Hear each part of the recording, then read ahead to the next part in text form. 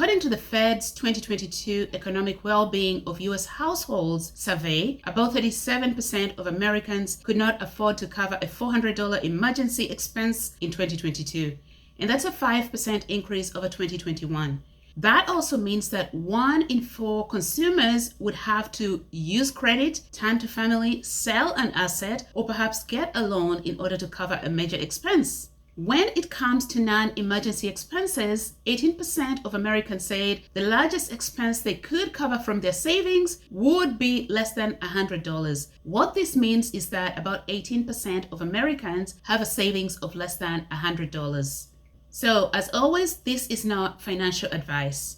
Now, remember, money and finance are not purely a numbers issue. Making money, saving money, debt are more than just a numbers issue, but also a psychological issue. Because if making money was purely a numbers issue, only people with large or big paychecks would be able to become wealthy. But remember Ronald Read? If you have not heard about him, may I recommend that you Google and read about Ronald Read. He was a janitor who amassed a wealth or a fortune of more than $8 million from his minimum wage job, yes, as a janitor. That is why the list of items below that we're going to look at include tricks and tips. The tricks are to help the psychological need to help you save. Having said that, if you have a decent income but find that you're living paycheck to paycheck, you're unable to save, or if you feel like your income is so little, you're unable to save, this video is meant for you. So let's get on with it. Number 1, open a savings account today. Procrastination is a real issue, psychological. My suggestion is counterintuitive because most people would expect that you need to first save money, then you open an account in which to deposit it. But no, if you open an account today, a savings account, then you're going to be forced to find money to put in it. Now, here are some suggestions about your savings account. Make sure it has 0 fees and it's a high yield or a high interest savings account. Even better, if you have room in your tax sheltered accounts, like the tax-free savings account or the Roth IRA, make sure your savings account is within these brackets or within these accounts so that any growth within the accounts or within the savings account is absolutely tax-free. Number 2, automate your savings and start small. I suggest you start with an amount of about $25. This is a really small amount for many people because think of how much or how many places you dropped $20 over the last month or since your last paycheck. Perhaps you tipped a waiter, or maybe you donated to a charity, or maybe you paid a premium for the steak you bought because you could afford an extra $20, but you cannot afford to save money, to put $20 away. No, you will find $20 once you've set up your account. So set up a savings account and start with simply $25. Number 3, keep savings in hard to access accounts, ideally an online account, and make sure you have no debit card associated with the account, because if you open a savings account within your bank, then you can walk in and withdraw savings anytime. But if you set a savings account in a place where perhaps you need to request to have the money transferred to your checking account overnight, then you'll find it's a hassle. So make sure that your savings account is one that is a bit of a hassle to withdraw from. That way you'll be forced to leave the money in the account and it will keep growing. Number 4, make a budget. Okay, wait, I know. A lot of people do not want to hear about a budget. Many people, they feel overwhelmed, they feel intimidated. Here's an idea. Start by writing down a list. Write a list of where all your expenses are going. Over the last month or 2, look at your credit card statement, your bank statement. Then you will gradually move to a real budget, because you will never get good with money if you cannot control your money. And the only way to control your money, your income and your expenditure, is to track them by writing them down. Here's the other thing. These days, there are so many free apps for tracking expenses. You can Google online and so many will come up. In fact, a lot of the big banks also have apps that helps users track their expenses. Otherwise, one of the best ways to track your expenses is through a spreadsheet. And I know a lot of people do not want to do that or feel it's overwhelming to use an Excel spreadsheet. But if you're open to using a spreadsheet, I will link in the comment section below my budgeting templates that is fully automated. I did attach this to one of my prior videos, so you can simply download it and plug in your numbers and you'll have totals and you'll have percentages of where your money is going. Number 5, try using cash. Yes, once you have a budget, make sure that you withdraw a portion of your expenses based on your budget, say for your supplies and groceries, and hold that in cash. And when you get out of the house and you're going to run errands, leave your debit card and your credit card at home so that when you're out and shopping, once you run out of cash, that's it. You can't spend anymore. But also make sure that once the cash you have in your envelope or in your jar is done, then it's done. Working with cash is a great way to control your expenses and therefore have a little more to put into your savings account.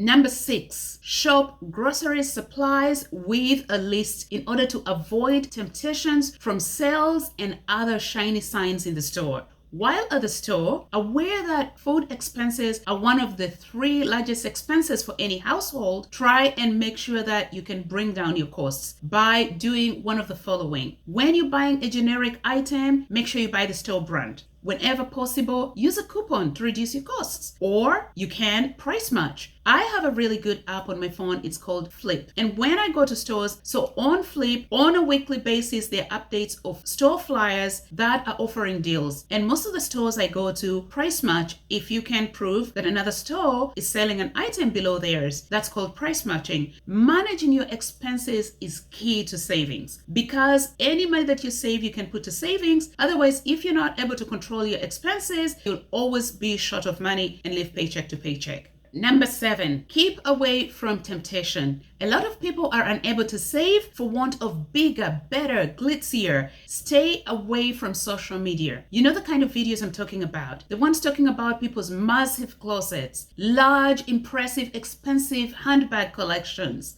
If you're going to go to YouTube, make sure it's intentional, it's purposeful. You're going to watch perhaps a finance YouTube channel to help you better organize your finances. The second thing with online temptation, make sure that the minute you finish purchasing any item that you must purchase, you remove your credit card details from online so that you will feel it's a hassle if you have to go and find the credit card information and enter it afresh. But if it's already stored online on some of the platform, you may just click, click, click. So make sure that after every purchase, you clear out your credit card information from online.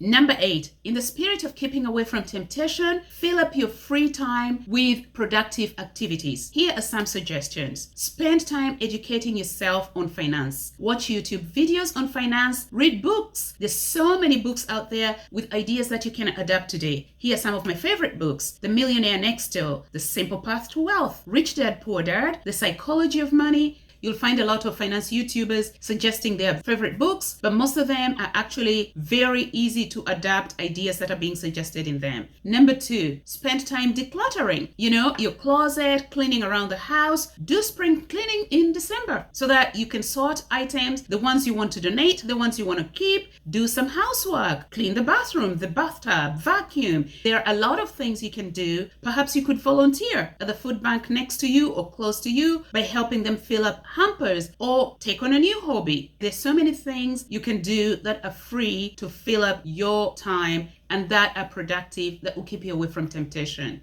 Number 9, connect with like-minded people, your friends, your family, people who are looking to improve their financial fortune, looking to better their finances. Certainly do not hang with people who are looking to go on their next shopping spree or planning their next vacation, their next quick getaway to Mexico or some other place. If you are on a journey, on a mission to save money, you want to associate and connect with people who are like-minded. And if you don't have family members or friends who are thinking the same way you are or are having the same focus, connect with people online. There is an endless sea of people online who are looking to better their financial fortunes. So try and connect with people who are like-minded on your savings journey. You will need to find ways to increase your income. You can only save so much from your current level of income before you start to feel burnout and resentful and feel deprived. So spend time to research opportunities for bringing in additional income, side hustles. You can sell items that you no longer need on Marketplace, or you can explore the pros and cons of the endless sea of side hustles out there. Uber, Instacart, DoorDash, on Fiverr, You can edit and do side hustles that do not require you to leave your house. If you live in a neighborhood with many young families, perhaps you can childmind or babysit on the weekends for a couple of hours. So make sure you find ways to bring in additional income, because saving on your expenses can only go so far before you feel like I've reached the end of this. Number 11, put any unplanned or unexpected income straight away into your savings account. Your bonus from work, your tax refund, large or small. You dispose of or you sell any items you no longer want on Marketplace. You get a birthday present of cash or a gift of cash. Put all these straight away into your savings account. It will accelerate the growth of your savings and motivate you to keep on growing the savings account, or perhaps think of bigger and better things like investing for retirement or for financial freedom. Number 12, set a modest, achievable savings target. Perhaps you can start with $500 for the next 8 to 10 weeks. And in maybe 4 months, 16 weeks, I'm looking to have $1,000. Small amounts, any spare change, any money that you can save from reducing your costs. As you see progress, you will be motivated to increase your savings rate, to cut on your expenses, watch YouTube videos, and get motivation from other people who have done it, who started from deep down in the hole, huge student loans, minus 120,000, are now in the green, saving, investing. So make it a point to set milestones, something measurable that will keep you motivated.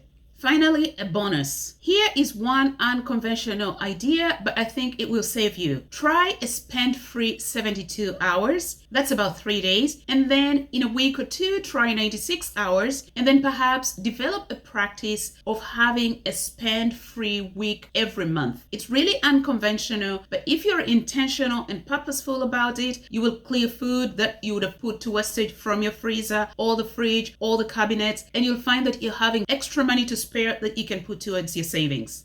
Now, here is a closing thought. Think of what the following would mean to you. A nice growing emergency fund of 3 to 6 months, a growing investment or retirement account, or zero debt, except perhaps for the mortgage on your house.